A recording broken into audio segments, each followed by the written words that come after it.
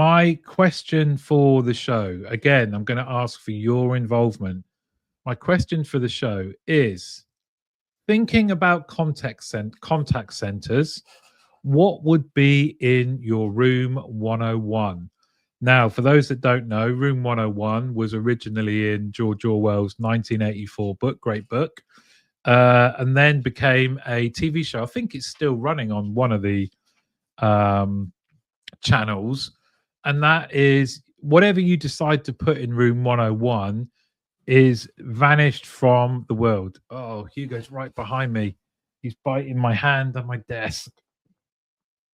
Okay, lie down. So, thinking about contact centers, what would be in your Room 101?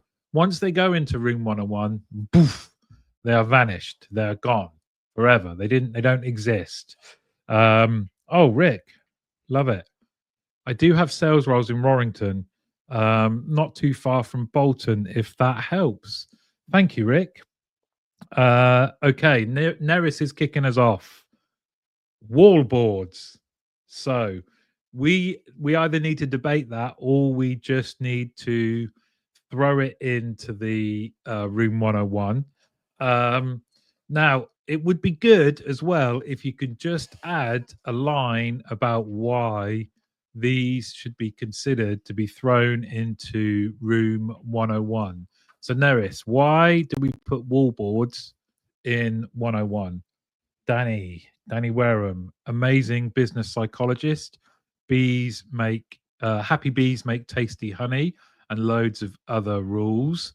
Um, Danny says forced distribution of performance grade linked to pay, bonuses, secondments, opportunities. Hugo, stop. Um, I couldn't agree more. Many times have I been in a situation where I've been told you've given out too many of this score or too many of that score. So forced distribution of performance grades. I'm going to make an executive decision. That is in Room 101. Emma's coming up with a controversial one, maybe chatbots. Causes customer frustration. So, with all of these that have been mentioned, do have your say on what you think and whether they should be thrown into Room 101.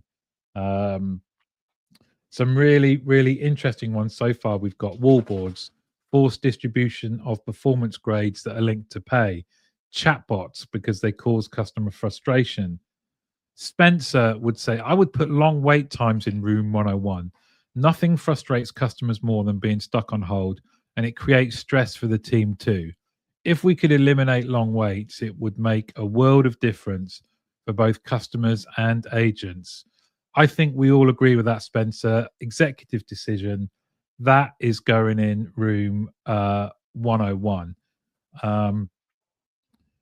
Charlie says, Charlie Adams, AHT and RAP. In fact, most metrics can go in. Let's just keep a couple of the good ones. What are the good ones, Charlie? Please do share.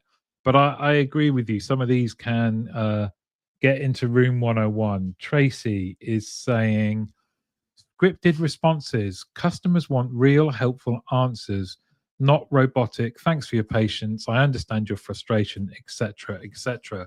That's right. Personalization is so key. Let agents be themselves, right? We've got to trust them more.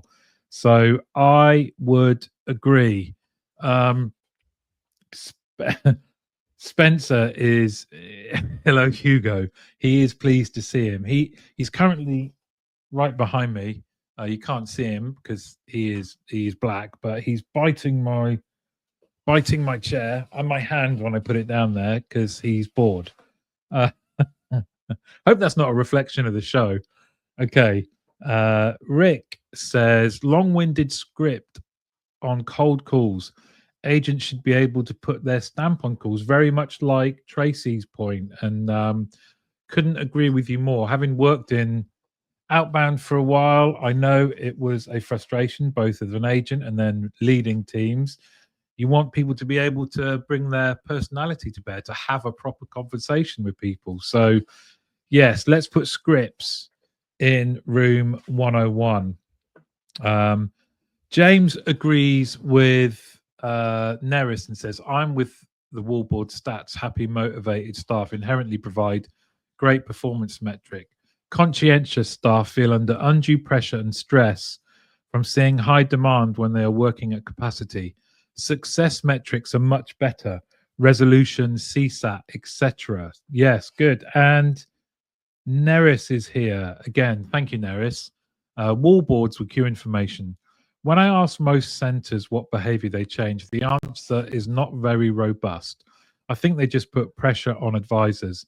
Let them get on with good conversations and let the TLs, resource planning teams, manage the rest. I don't mind the ones with positive messages, updates. Okay, so let's put in wallboards with queue information. That they are going into room 101. Hugo, stop. It's very hard to tell him off when he looks so cute. So wallboards with queue information are going into room 101. We've got scripts in there. AHT and RAP is going in there. Long wait times. There's not been any debate about chatbots. Are we putting chatbots in? We're all friendly here and we can all have a chat. What do we think about chatbots? Forced distribution of performance grades are in. Marianne is saying journeys that are mainly designed by IT. Yes, I think we've all been there where, as operations, we end up with processes that are hard to say the least because they have been designed by others and including those in IT. Reason being is they build things that are easy for them to build, but in a lot of cases, they do not help the agent or customer. You go. Stop.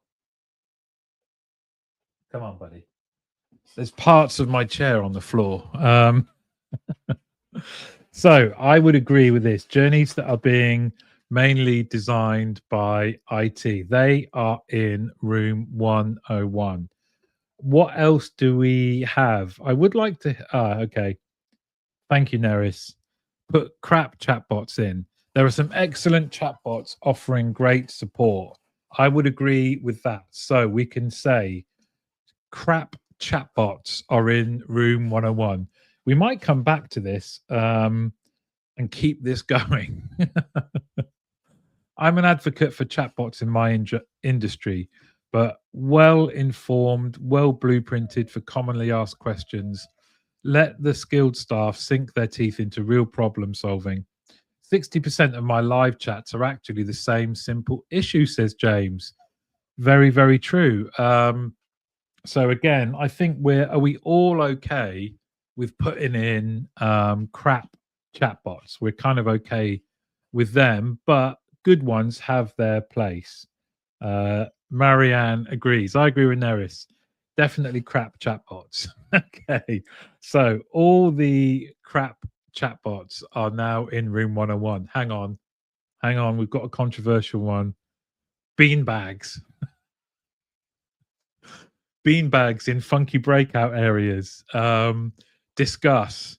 Do beanbags go in room 101? Somewhere comfy for all the crap chatbots to sit. Darren says agents having to complete identity verification with customers when technology can already verify this. It's even worse when customers are transferred to another department and have to do the verification all over again. Yes, this is a cracker. And we covered, didn't we, in the read along, just ID and V and the extent to which there's such a high percentage still where agents are involved in the ID and V. And all we're doing in the process, so if you think about Spencer's point, long wait times, then ID and V, and then perhaps agents having to verify it again, then a transfer where it's your ID and V again. You've explained your situation to the first person, and then you have to explain it all the way over again to the second. All we're doing is creating frustration. So the end recipient in our team then gets a very frustrated customer, and it's hard to have great conversations with someone who is fed up. Um, Now, explanation on beanbags. Now I'm nearly 50, they are not a viable seating option. Well, as someone who is already 50, I would say they're great to sit in, but you have to plan to be in them for some time because getting up leads to lots of noises like "Ugh." I'm at that age now where if I sit down and get up, I when I get up I make a noise. So Spencer is saying he would ban call scripting to room 101. It's like reading a robot's diary, so mechanical, even the AI's bored. If I have to say, can I help you with that one more time? I'm going rogue. They're going to take over. Yeah, Spencer, I love it. So we're very clear, aren't we?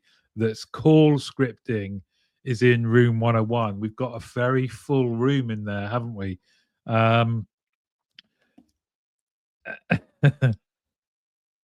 Thought I was in trouble then, Spencer says James Ball. Yeah. I corrected as I read. I would ban ball scripting. Just ban James. James, don't worry, you're not going into room 101. It's the first time you joined the show. We would never put you in there. Training room time for a week or two without giving experience of the calling floor or calls. Oh, they left.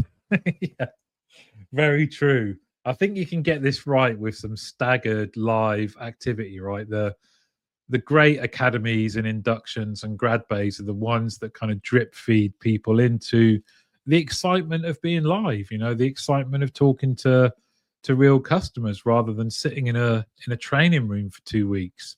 We know, don't we, that we've got to keep people past that initial period, and the way we do that is we expose them to the good, the bad, and the ugly, and their teammates and the buzz. So yeah, that's going in room 101 straight away. Do keep these coming.